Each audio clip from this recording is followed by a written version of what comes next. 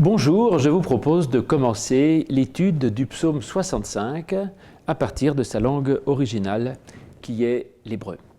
En effet, comme tous les psaumes d'ailleurs, les traductions évidemment enlèvent une grande partie du sens qu'il y avait dans le texte et font disparaître non seulement des sens qu'il y a dans les mots, parce que chaque mot hébreu n'a pas un seul sens en français, mais en a plusieurs, et donc tout traducteur est obligé de limiter à un des sens de mots.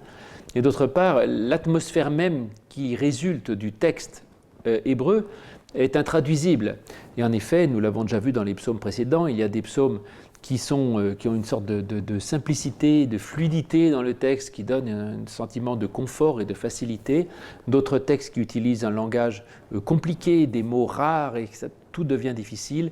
Et aujourd'hui, comme vous allez le voir, nous sommes face à un texte qui a une autre difficulté, c'est que les mots ne sont pas forcément plus difficiles que dans d'autres psaumes, mais l'ordre des phrases est totalement aléatoire, et les mots sont posés les uns à côté des autres en total désordre, et donc il y a tout un travail de remise en ordre, un travail, je dirais, de réflexion, un travail de compréhension pour arriver à faire sortir du sens de mots juxtaposés dont le sens ne sort pas toujours au premier regard. Le psaume 65, le voici dans une traduction habituelle. J'utilise la traduction de la seconde révisée dite Bible à la colombe, que j'aime bien. Et voici comment il commence. Au chef de chœur, psaume de David, cantique. Pour toi, le silence est louange, ô Dieu, dans Sion, et l'on accomplira le vœu qu'on t'a fait. Toi, tu écoutes la prière, tous les hommes viendront à toi. La réalité des fautes me dépasse, tu feras l'expiation de de nos crimes. Heureux celui que tu choisis et que tu fais approcher pour qu'il demeure dans tes parvis. Donc tout ça semble assez simple, et en fait, ça ne l'est pas. C'est ce que nous allons voir.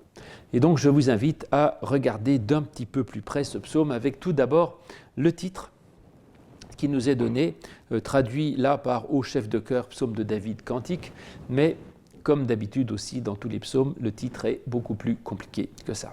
En effet, il est écrit « Lamenatseach mizmor le David shir ». Titre assez courant, je dirais, tous les psaumes jusque-là portent à un mot près, à peu près ce titre. Lamenatseach, ce que l'on traduit par « Ô chef de chœur », est à mon avis la plus mauvaise traduction qui soit. En effet, on a traduit comme ça parce que les traducteurs sont convaincus qu'il s'agissait d'un chant et que donc forcément c'est dédié au chef de chœur, pourquoi pas. Mais le menatseach vient de natsar en hébreu qui veut dire exceller, donc menatseach ça veut dire pour exceller, et la menatseach c'est donc à pour exceller, pour en traduire tel quel. Donc il faudrait dire à l'excellent.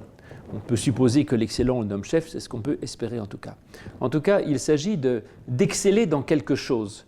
Et d'ailleurs, je vous l'ai déjà dit dans les autres psaumes, pardon pour ceux qui l'ont déjà entendu, la traduction antique de la Septante, sur laquelle je reviendrai souvent, la traduction en grec, donc de l'hébreu en grec, à peu près en moins 300 avant Jésus-Christ, la Septante n'a absolument pas traduit l'amenatseach par « au chef de chœur » ou « au coryphée » ou je ne sais quoi, mais il a traduit par « istotelos ». Et telos, c'est le but. Et donc il dit pour l'ultime, pour le but, pour l'ultime chose, le point vers lequel on veut arriver, et il a dit pour donc arriver à l'excellence en quelque sorte. Donc l'amenatseach pour exceller, mizmor le David shir, mizmor ça veut dire zamar, ça veut dire chanter, donc mizmor c'est un chant, mettons un cantique, on pourrait dire ça, et donc un cantique, et shir ça veut dire chanter. Donc on chante deux fois. On chante une louange, zamar, chanter une louange, et shir, chanter peut-être même un chant païen ou un chant à boire, peu importe. Et au milieu, le David, c'est donc le cantique de David, chant. Et David, là aussi je vous l'ai déjà dit, David c'est un roi, un nom propre, mais David c'est aussi un nom commun, Dod ça veut dire l'amour, et donc c'est pour chanter l'amour, c'est le cantique de l'amour et pour le chanter. Donc on va chanter un amour, quel amour? Eh bien, probablement l'amour de Dieu, enfin on verra. En tout cas, c'est un chant d'amour une fois de plus, et c'est très important d'avoir cette clé de lecture où ce psaume est effectivement pour nous donner l'excellence de l'amour de Dieu à notre égard et d'autre part pour nous apprendre à exceller dans l'amour. Là-dedans, la Vulgate ajoute quelque chose. la Vulgate ajoute au titre quelque chose. Elle l'a traduit en latin par in finem, donc pour la fin, enfin la fin qui justifie les moyens, la finalité, in finem. Psalmus David, d'accord, et ensuite elle a remis canticum, ça revient au chant, d'accord, mais elle a ajouté Jeremiae et Ezequielis, populo transmigrationis, cum inciperent exire.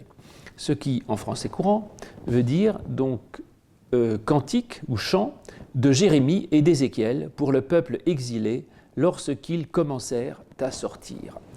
Je ne sais pas d'où il tire ça, mais en tout cas, pourquoi pas. Donc ça nous donne une hypothèse que dans la tradition de la Vulgate, on entendait ce cantique comme un cantique de sortie d'exil, c'est-à-dire au moment où on est en train d'arriver, autrement dit, dans la terre promise, pourrions-nous dire d'une certaine façon, un cantique de sortie d'exil. Et la tradition juive comprend que ce psaume aurait été composé par David pendant la famine qu'on relate en 2 Samuel 21, et il y a donc une famine et puis aussi donc une sécheresse bien sûr, et que tout ce psaume serait un psaume d'appel à l'eau vive, d'appel, autrement dit, un psaume d'appel messianique. Alors je ne sais pas d'où la tradition juive tire cette idée que ce serait un psaume écrit pendant une famine, je n'en sais rien. Ce qui est vrai, c'est qu'en tout cas, il y a là un appel à l'eau, surtout dans la fin du psaume, et ça, on le sait, il y avait dans la tradition juive un lien entre l'eau et le Messie, et en particulier un certain nombre de fêtes, comme la dernière fête des huttes, la fête des cabanes, la fête de Soukhot, le dernier jour, c'était les Juifs faisaient une prière pour avoir l'eau. Alors autrefois c'était de l'eau pour les récoltes, une prière païenne, et ça s'est spiritualisé. On en trouve la trace dans l'évangile de Jean, quand Jésus dit je suis l'eau vive, c'est-à-dire quand il dit à la Samaritaine qu'il est la source d'eau vive, et également il le dit un peu plus tard dans Jean où on nous dit le dernier jour de la fête, le grand jour, Jésus dit celui qui vient à moi, des fleuves jailliront de son cœur. Donc voilà, Jésus est la source d'eau vive, il est l'eau vive qui permet de transformer un terrain desséché dans un terrain fécond. Et cette attente de l'eau vive est donc liée à l'attente du Messie, c'est-à-dire que c'est le Messie qui est supposé être l'eau vive de Dieu. Donc voilà l'image donc d'un psaume qui est un appel à la venue du Messie. Nous allons entrer donc plus directement dans ce psaume avec le verset 2 qui nous dit, donc en français courant, « Pour toi, le silence est louange, ô Dieu d'Ancillon, et l'on accomplira le vœu que l'on t'a fait. » Il y a écrit cela. Lecha, ça veut bien dire en effet pour toi. Doumiya tehilla Elohim. Doumiya, admettons que ça veut dire le silence. C'est possible. En effet, Dama, c'est le silence, donc Doumiya, c'est le silence. Tehilla, c'est la louange. C'est la même racine que Halleluja. Alléluia, loué soit Dieu, donc Tehila c'est la louange, Elohim, ô Dieu, Betzion, dans Sion. Donc pour toi, le silence, louange, Dieu dans Sion. Je vous l'ai dit tout à l'heure, ce psaume a comme caractéristique une grande complication qui est que les mots sont posés les uns à côté des autres sans aucune préposition qui permette de comprendre exactement ce que l'on veut dire. Alors il y a tout un travail de reconstruction, alors les traducteurs le font et du coup le texte devient tout à fait fluide, mais en fait c'est très, très bizarre. Il y a écrit « Pour toi, silence, louange, Dieu dans Sion », ce qui peut être traduit de différentes manières. Soit ça peut vouloir dire « Pour toi, Doumiya Tehila, une louange silencieuse », donc pour toi une louange silencieuse, pourquoi pas ? Donc, c'est-à-dire une louange très, très intérieure, parce qu'on peut louer Dieu sans bruit, finalement, intérieurement. Ou alors, plus intéressant, c'est ce qu'a compris ma traduction, et évidemment, ça plaît tout de suite aux philosophes. Pour toi, Doumiya, le silence, Tehila, sous-entendu, est louange. Pour toi, le silence est louange. Elohim Betzion, ô Dieu dans Sion. Pour toi, le silence est louange. Ça, c'est une affirmation théologique importante qui peut être la valeur du silence. C'est-à-dire que le silence est aussi une forme de louange parce que quand on fait silence, on écoute. Et c'est très mystérieux d'ailleurs parce que le titre du psaume, c'était au chef de chœur cantique de David, chant. Donc il s'agissait d'un cantique et d'un chant. Il y a deux mots pour dire chanter. Donc on a insisté sur le fait que c'était un chant. Et le psaume commence par dire que l'important c'est le silence. Donc il faut savoir où on chante, où on psalmodie, où on se tait. En tout cas, là le psaume commence par dire que le silence est une part importante de la louange à Dieu. En effet, parce que d'abord il y a, je vous ai dit, le silence, ça, tous les mystiques le connaissent, faire silence en soi, la prière suppose que l'on fasse d'abord silence, une sorte de concentration, et que le silence est aussi un moment où justement Dieu peut parler, c'est-à-dire qu'on crée de l'espace. Et que faire louer Dieu, c'est pas se bourrer d'activités, voire se bourrer de cantiques de louanges, se bourrer d'actes saints même, c'est parfois se taire et se mettre tout simplement dans la présence de Dieu, dans le silence.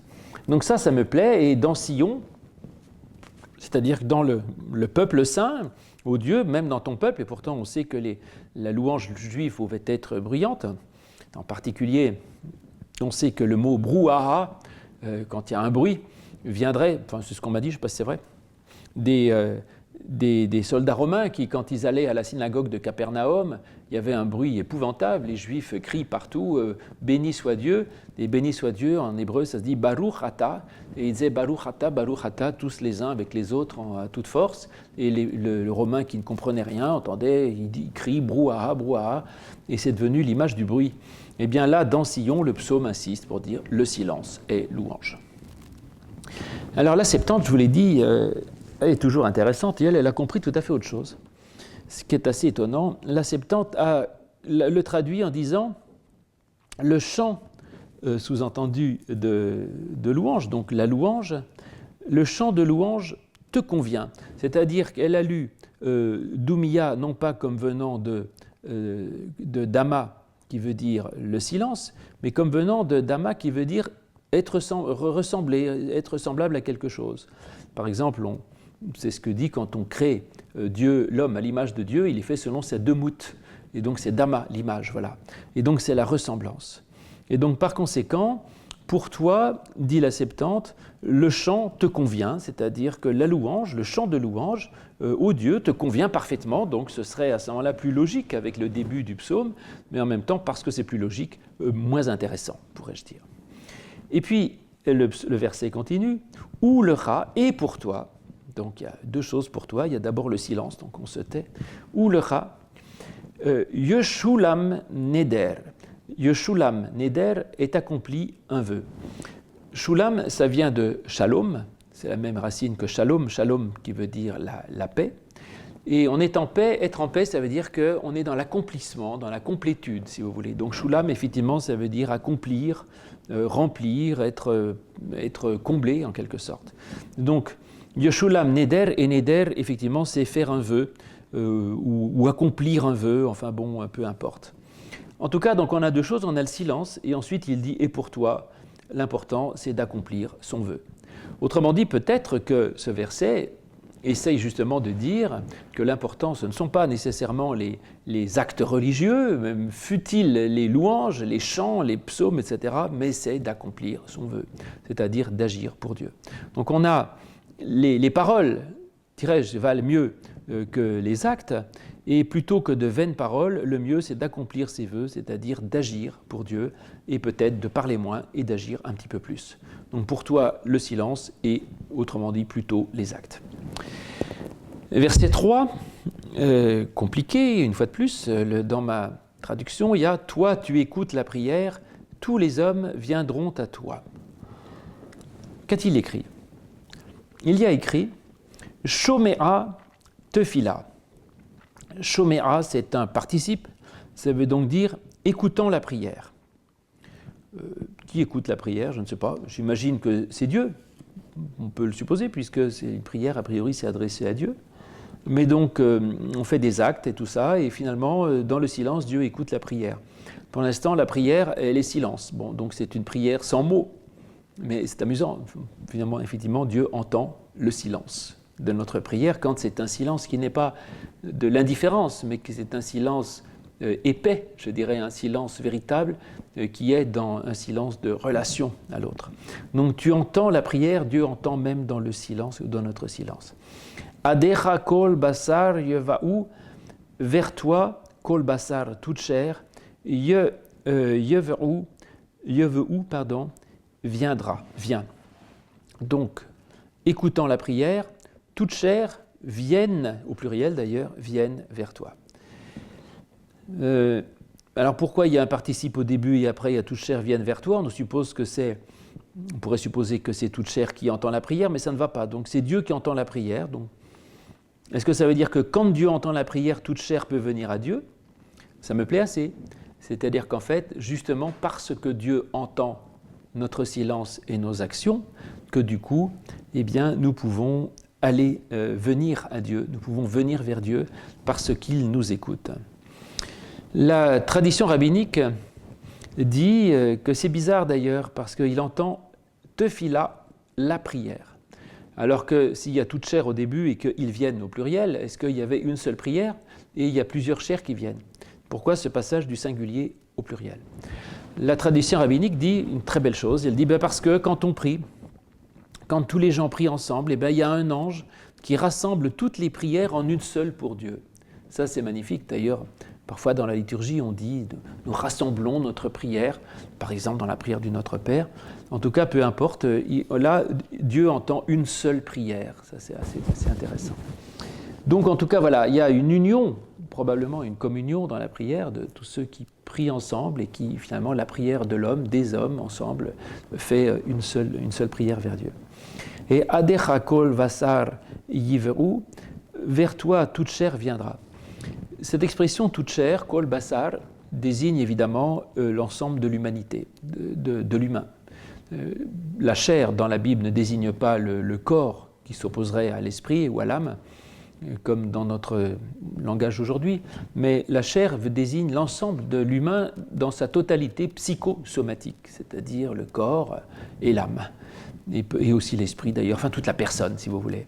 Et donc quand on dit toute chair saura que l'Éternel est Dieu dans l'Ancien Testament, c'est pas mon corps physiquement qui sait que l'Éternel est Dieu. Ma chair, elle n'en sait rien. Ma chair, elle est nourrie et elle vit, elle meurt. Ce qui sait que l'Éternel est Dieu, c'est mon esprit, autrement dit.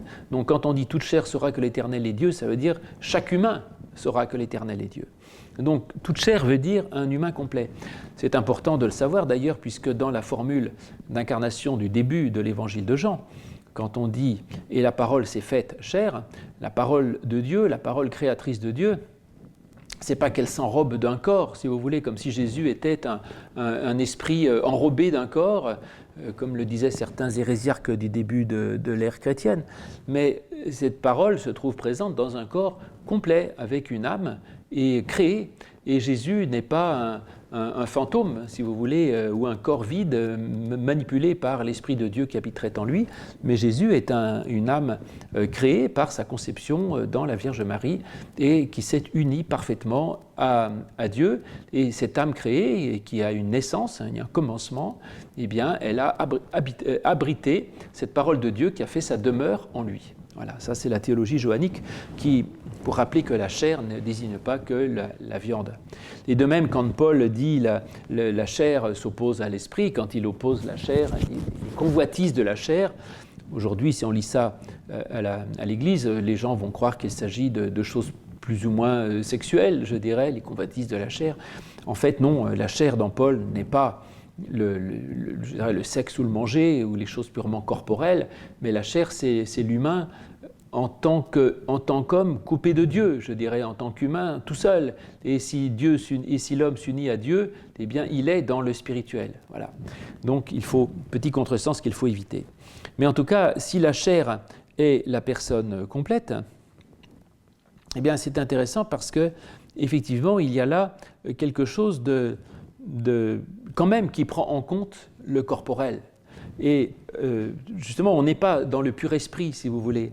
Certes, je vous ai dit, la chair n'est pas que le corps, mais ce n'est pas non plus que l'esprit. C'est le corps et l'âme. Et par conséquent, là encore, tout à l'heure, à la fin du verset 2, on était dans l'importance des actes, et tout à coup, on dit que c'est toute chair qui vient à Dieu, donc c'est toute notre vie complète avec tout ce qu'elle a de concret également. Et donc on n'est pas uniquement dans une sorte de négation du matériel pour ne dire qu'il n'y aurait que le spirituel qui viendrait à Dieu. tout le corps entier vient à Dieu et on ne peut pas séparer le travail, l'action de la prière. Le verset 4 est traduit comme ça dans ma traduction. La réalité des fautes me dépasse, tu feras l'expiation de nos crimes. Voyons de plus près ces choses-là. Il est écrit en hébreu. Diberei onot. Diberei, c'est des paroles. Dabar, c'est la parole, ça je le veux bien.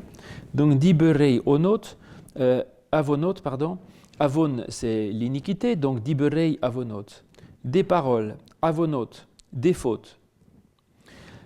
Gaveru, sont fortes. Meni, par rapport à moi.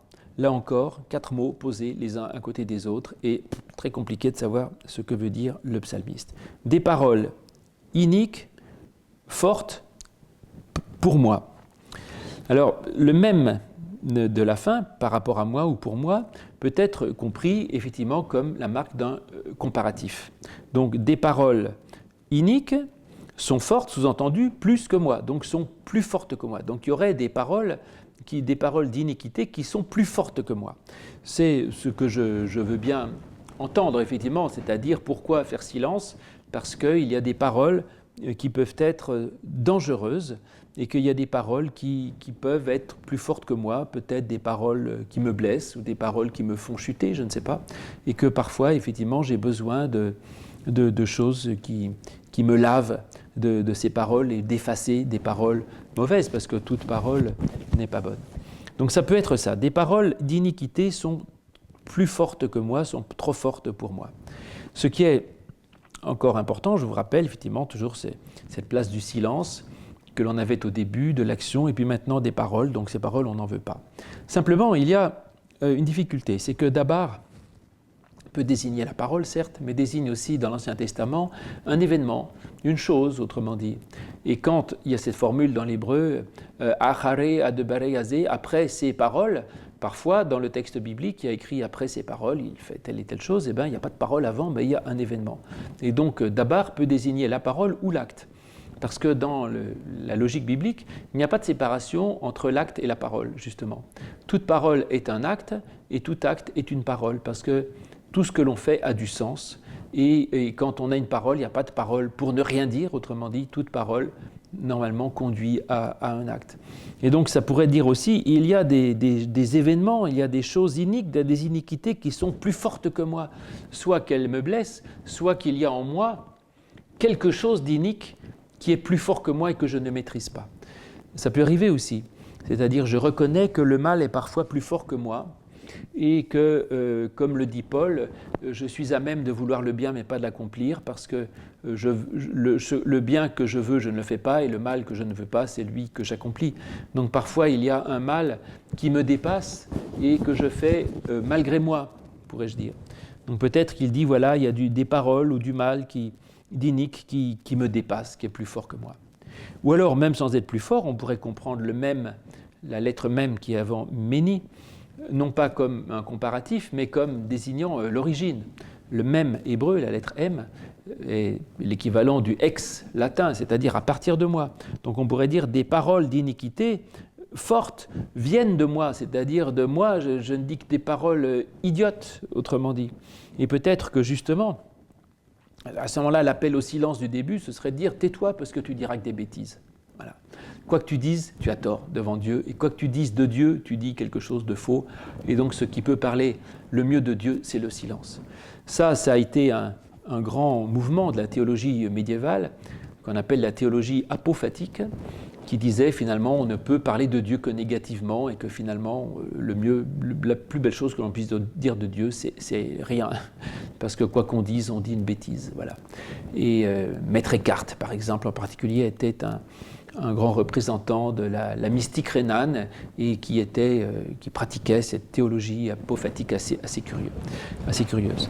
Et donc peut-être effectivement des paroles mauvaises viennent de moi et que par conséquent, ces paroles étant mauvaises, eh bien il vaut mieux que je fasse silence. Mais le psaume ne s'arrête pas là, donc des paroles iniques viennent de moi et il continue en disant « Peu sha'renu c'est-à-dire nos transgressions, parce qu'en effet, Peshar, c'est la transgression, ou nos révoltes, ou nos transgressions, Ata, toi, Techaferem, tu les couvres. Nos transgressions, toi, tu les couvres. Donc les paroles, elles me dépassent, et les transgressions, tu les couvres. Les paroles, on peut les enlever par le silence. Quant aux transgressions, là, on est encore dans les actes, toujours, vous voyez, dans ce balancement entre la parole et l'acte. Et l'acte, parce que quand je fais le mal, effectivement, ce qui est bien, c'est d'accomplir ses vœux, puis si je n'accomplis pas que je fais le mal, eh bien, j'ai de la chance, parce que Dieu couvre mes paroles. Kafar, je reviens sur ce verbe intéressant que j'aime bien en hébreu. Kafar, ça veut dire couvrir, cacher, et aussi donc pardonner. Parce que pardonner, c'est couvrir le péché, comme Adam et Ève avec leurs feuilles de figuier, qui se couvrent eux-mêmes leur péché avec des feuilles de je ne sais pas quoi. Bon. Et donc Kafar, ça veut dire coucher, cacher, ça a donné aussi le nom de la ville de Capharnaüm. Kafar Nahum. Nahum en hébreu, ça veut dire consoler, pardonner. C'est le premier mot d'Ésaïe 40. Nachamu, ami, consoler, consoler mon peuple, dites-lui que sa faute est expiée, etc. Et donc Kafar Nahum, Kafar c'est le pardon et Nahum la consolation. Donc lieu absolument extraordinaire, évidemment symboliquement fort, je dirais, dans le Nouveau Testament. Et quand dans Jean, les disciples essayent d'aller par eux-mêmes, en traversant le lac, la mer, vers Kafar Nahum, c'est-à-dire qu'ils essayent de trouver par eux-mêmes, sans le Christ, la consolation et le pardon, et effectivement, ils n'ont aucune chance d'y arriver. Heureusement, Jésus va les y mener, finalement, en traversant la mer, en se mettant sur leur chemin. Mais Kafar, ça veut dire aussi le village. Bon, Kafar Nahum, c'est peut-être aussi le village de la consolation, parce que c'est un couvert, et donc quand on est à l'abri, on est dans un village. Bon. En tout cas, Kafar, ça veut dire couvrir et pardonner, et Dieu couvre nos fautes. Donc, effectivement, je vous l'ai dit, on ne peut pas se pardonner à soi-même, il faut reconnaître son péché et la valeur supérieure qui nous libère. Donc oui, certainement, il y a du mal qui vient de moi, du mal qui est plus fort que moi, des paroles, des gestes, des actes, il y a des tas de choses finalement d'iniquité qui sont plus fortes que moi, mais toi, tu les pardonnes. Tu pardonnes mes révoltes, mais tu pardonnes mes transgressions. Et on passe là aussi du singulier au...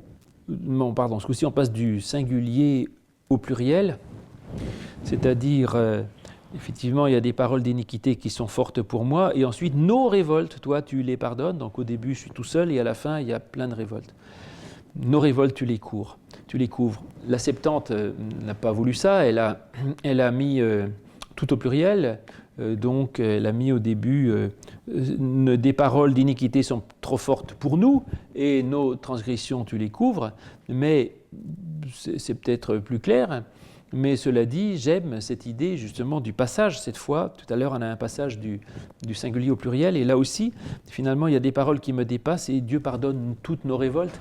Pourquoi ? Parce que peut-être que je suis pris, moi, dans une sorte de pardon global, finalement, de Dieu qui comprend la faiblesse de l'humanité et qui donc accepte de nous pardonner, nous tous, dans notre ensemble, et surtout lorsque nous sommes ensemble pour confesser notre péché, et qu'à ce moment-là, Dieu nous pardonne. Chacun reconnaît qu'il y a un mal qui est plus fort que lui, et alors, ensemble, nous prions Dieu, et Dieu nous pardonne. Voilà ce psaume 65, ou tout au moins le début, que nous continuerons à lire la prochaine fois, et je vous dis donc à très bientôt.